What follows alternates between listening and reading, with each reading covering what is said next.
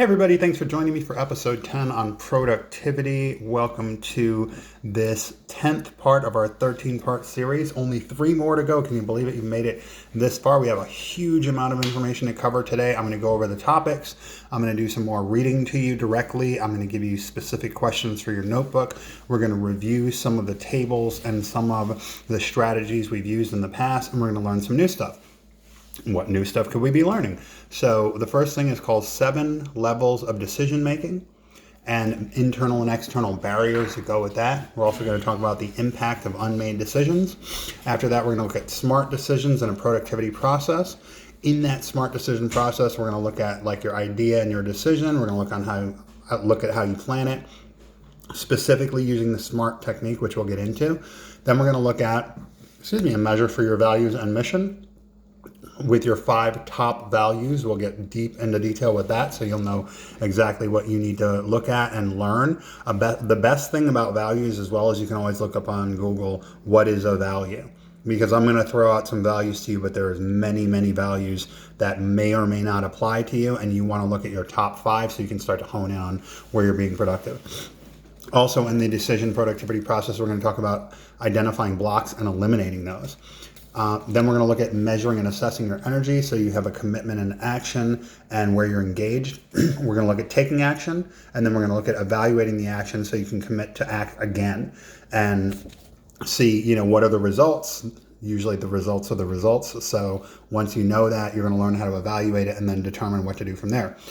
After that, we're going to wrap up with what is it to go into your genius mode and to be innovative. We're also going to look at holographic thinking. Like I told you before, we're going to get deep involved in that. We're going to look at resolving paradoxes with holographic thinking. We're going to look at suspending your judgment, analysis and evaluation. We're going to look at how holographic thinking is accessed via level 6 and 7 energy, which we talked about in the past. And we're going to talk about how to incorporate your intuition, emotion, your experience, and your knowledge or rationale to complete that holographic thinking loop so that you can think in 3-dimensional terms versus 2-dimensional terms. Then we'll talk about how you can work with me very briefly. It's always very brief at the very end and pretty quick. As you know, you can always comment on these videos. You can DM me. You can get on my calendar, which is in a link in my bio, for 10 minutes, which can lead to an hour conversation, both of which are complimentary. And then we can talk about specific details for your productivity so that you can get the most out of what you're up to. After that, we'll introduce episode 11, which is called High Energy Relationships, so you can understand how to best relate to other people so that you can get the most out of those relationships. So when we say productivity, what I'm talking about is a measure of your input and your output. So how much work produced from the resources that you're given, basically. So like if you're given a whole bunch of sticks and you have to go make a fire, those are your resources, and how productive can you do that? How fast can you do it? How much material do you use, etc. So this can be a measure of output. It can also be a measure of speed, or it can be a measure of efficiency, which is a combination of output and speed. So let's explore external and internal productivity. External productivity can be things like capital. They can be money. They can be buildings that you own, assets that you own. It can be time. It can be people. Internal productivity can be looked at as the energy you bring to get things done, like setting goals or decision making. When you're at your highest energy, you can be amazingly productive, powerful, and innovative, and your productivity may seem effortless. So when we get into that genius mode part, and everybody has a genius level to them that they can tap into, whether you believe it or not is up to you, but I'm going to show you that you do and how to access it so that you can get the most out of your activity and be effortlessly productive. So we're going to look at getting things done. We're going to look at how that's a have to for some people and how that's a want to for others. And then we're going to look at quick and accurate decisions, and we're going to look at barriers to those decisions. So let's get back into where we left off in terms of productivity so we can actually create a full picture of what we're going to be doing. So in terms of getting things done, key concepts in relation to energy and productivity. Obviously, getting things done is a key concept. Making decisions, whether they're quick and accurate or whether they're smart decisions. Smart decisions are like mini decisions that you make based on bigger goals that you have. Well, like I said, we'll get to that. And then we're going to look at inspiring yourself and others to be as efficient as possible to create innovative and breakthrough solutions. So achieving results requires effective use of resources available to you in your organization. As discussed, it certainly involves the leadership and stewardship of your organization's resources such as people, capital, and time. Getting things done involves your ability to organize yourself and focus on your priorities and to carry out your work and mission. Most importantly, you'll accomplish a great many things when you're motivated from anabolic instead of catabolic energy. So let's take a look at when I said have to versus want to. So leaders who are motivated by have to might say to themselves, I have to achieve results or else. Their outlook sounds like if we don't succeed in a new venture, we will have failed. And motivation comes from fear. When you're looking at a want to perspective, the motivation is all about creativity, passion, and innovation. So you're being anabolic when you want to, and you're being catabolic when you have to. Individuals leading from the want to energy create opportunities for their organization on a regular basis. They believe in their gifts and their skills as a leader and view their role as creating opportunities for growth and development on both business and personal levels.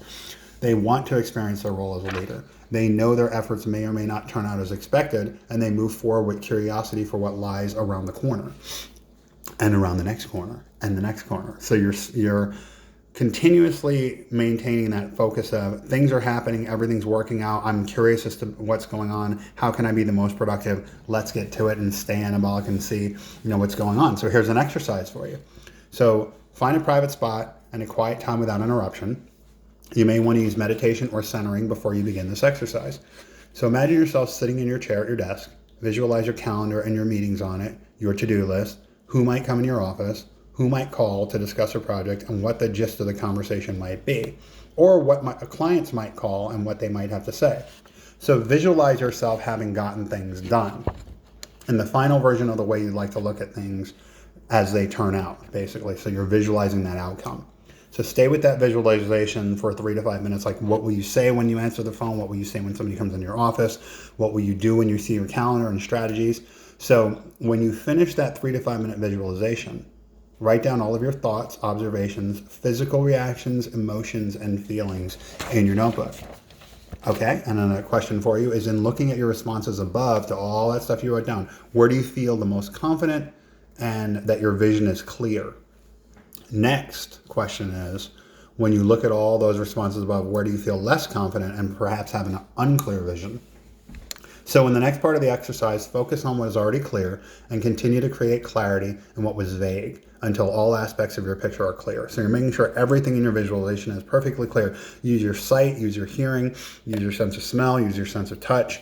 And I left one out, but so hear, see, smell, touch, and emotionally how you feel in that regard. So create a plan, including step-by-step strategies for attaining each part of the end result picture you created. So you know how you want your result to end in those meetings and in those interactions with people. So create clarity where there's no clarity, and then where there is clarity, make sure to keep that strong so that everything, you can rise all the ships with a higher tide of higher energy. So for each of the above strategy items, I'm going to give you something called like a volume control. We're going to call it a have to and a want to. So draw 2 circles like this. They might look like clocks, but they're really volume knobs from 0 to 10. One is going to say have to, and one is going to say want to. So for each of the items that you picked above, choose whether or not that is a have to. And if it's a have to, is it like a 10? Oh, I really have to do this. Or if it's a want to, it's a 10. I really want to do this. Or a 0, meaning I don't have to do it, but it's a 10. I want to do it.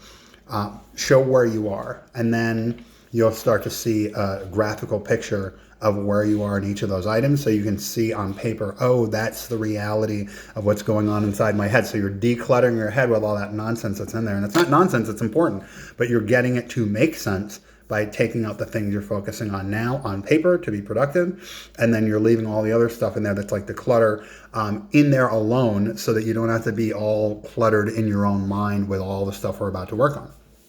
Question to ask yourself is, what strategies can you put in place to turn down or off the knob that says have to, and to turn up or to turn on your knob that says want to energy? So when you do that, what you're doing is you're turning down your catabolic energy, and it's like basically you have that voice in your head that's like, oh, don't do that, you're going to get in trouble. That could be a have to. you might want to turn that voice down. And then that voice is like the angel on your shoulder saying, oh, this is where you want to go. This is where you find your clients. This is how you close your sales. This is how you make great headway in your relationships and your responsibilities at home and at work. Turn that knob up, because that's your anabolic speaking. And then you'll start to see your productivity increase as a result. So we talked before about decision making. So one thing we talked about is quick and accurate decisions. So I'm going to read you a passage. Then we're going to look at perspectives on decision making, which are going to go through the levels 1 through 7 energy, and I'll tell you which energies are to which statement so you can associate with those. And then we'll go from there. So what were the first images that came to your mind when I said quick and accurate decision making? Maybe you thought that a stack of data needed to be analyzed quickly or accurately in order to render a decision. Or maybe you thought about assembling experts on the situation to discuss the matter at hand, to put ideas and solutions on the table, and then decide which path to take. You might also have developed the ability to make quick and accurate decisions based on your experience and have found another system that works for you. Since decision making revolves around many things, most decisions require such things as data and information, processes and people, and involvement in what will be the implementation or follow through. With that said, you can have all these, and you can still hesitate. Like, you can still know everything that needs to happen. You can still know what to do, when to do it, but you might hesitate. The most important factor in making high energy, quick and accurate decisions is your inner ability to process information, overcome external and internal barriers, which we've been working on, and utilize anabolic energy, which we've been working on identifying and learning how to raise and learning how to see in others and learning how to draw that out of others to get them to be an effective and inspirational leader, just like you're becoming or you already are. In general, think about your general core thoughts and beliefs about the decisions you make. So now I'm going to read you 7 different perspectives. So pick the one, just write 1 through 7, whichever one you pick. And if I don't say it, I'm going to give you an 8th category, and then you can write it in. So pick the number which most closely associates and aligns with your decision-making process. And I'll give you the levels so you can see where you truly are. The best is to just be honest with yourself. If you're really afraid, just admit that you're afraid and be vulnerable, and then say, you know what, I could get angry, I could take action, I could be, I could cope, I could go to level 3, I could be compassionate and see others and myself and vice versa. I could be level 4. So let's get to it. So level 1, perspectives on decision making. I try to avoid making decisions for fear of making the wrong choices. That's fear, level 1. Level 2, conflict. There are necessary evils of the job, and I fight my way through them. I used to do that. Sometimes I still do, depending on the conversation or argument. Level 3, decisions need to be made. I find ways to make them so I can get resolved and off my plate. So you get the decisions resolved and you get them off your plate and you're coping with it, and you're level 3, you're good. Sounds pretty good, right? It's anabolic. That's why it's starting to sound good. So level 4, also anabolic. Decisions are an important part of my responsibility as a leader to ensure others to be successful and can be successful. So you want to ensure that they will be and can be successful. That's level 4, where you're being compassionate and seeing yourself in others and others in you. Level 5, where peace resides and where responsibility resides. Decisions bring with them opportunities to grow and develop as individuals as well as a business. So you're looking for win-win opportunities where you can win and where anybody else you're working with can win. Level 6 is joy. And this is also synergy, where you're seeing everything working together. How I make decisions speaks volumes about my experience as a leader and reflects who I am in the process. And then level 7 is creation, where you're detached from reality. You're creating your own reality, and you're creating it anabolically so that you don't even see winning and losing as a thing. You just see, hey, I'm playing a game, I'm creating, everything's working, awesome.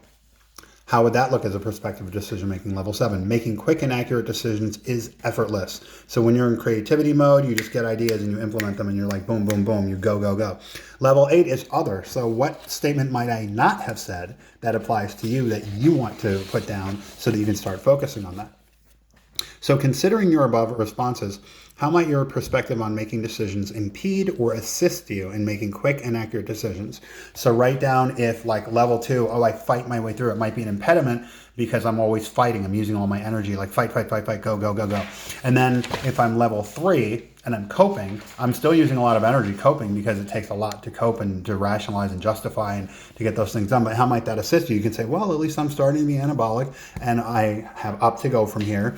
And I'm going to continue to raise my energy of myself and everybody around me to make sure these results are great. So what might you change, modify, or eliminate to move your decision-making perspective to a higher energy level? And so what I'm going to do is I'm going to leave off part 1 right here, and I'll see you in the next part where we'll pick up where we left off on decision making. See you then.